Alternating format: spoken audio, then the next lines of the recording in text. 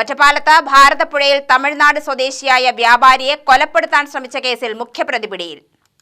കരൂർ കൃഷ്ണരായപുരം മേലെ അഗ്രഹാരത്തിൽ 30-കാരനായ മുത്തുകുമാരനെയാണ് Ottapalam police arrest ചെയ്തത്.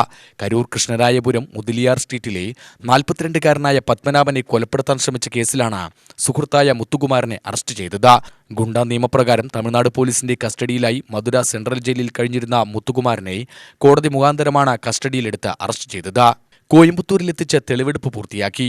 പത്മനാഭന്റെ അരക്കോടിയോളം വിലമതിക്കുന്ന സ്വത്തുക്കൾ തട്ടിയെടുക്കാൻ ലക്ഷ്യമിട്ടാണ് മുത്തുകുമാരൻ അക്രമി സംഘത്തിന് കൊട്ടേഷൻ നൽകിയതെന്ന് പോലീസ് പറഞ്ഞു.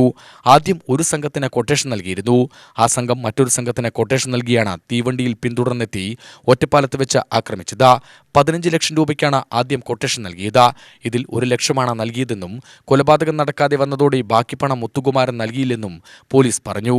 കേസിൽ ആക്രമണത്തിൽ നേരിട്ട് പങ്കാളിയായവർ ഉൾപ്പെടെ 8 പേർ നേരത്തെ അറസ്റ്റിലായിരുന്നു.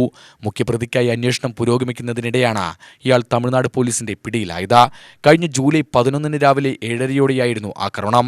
വാണിയംകുളം ചന്തയിലേക്ക് പോകാനായി ഒറ്റപ്പാലത്ത് ട്രെയിൻ ഇറങ്ങിയ പത്മനാഭൻ മായന്നൂർ പാലത്തിന് സമീപം പുഴയിൽ കുളിക്കാനിറങ്ങിയപ്പോഴാണ് ആക്രമിക്കപ്പെട്ടത്. കസ്റ്റഡിയിലെടുത്ത മുത്തുകുമാരനെ കോടതിയിൽ ഹാജരാക്കി റിമാൻഡ് ചെയ്തു. Police inspector A Ajeesh, M Sunil എന്നിവരുടെ നേതൃത്വത്തിലാണ് അന്വേഷണം നടത്തിയത്. UTV news, Palakkad.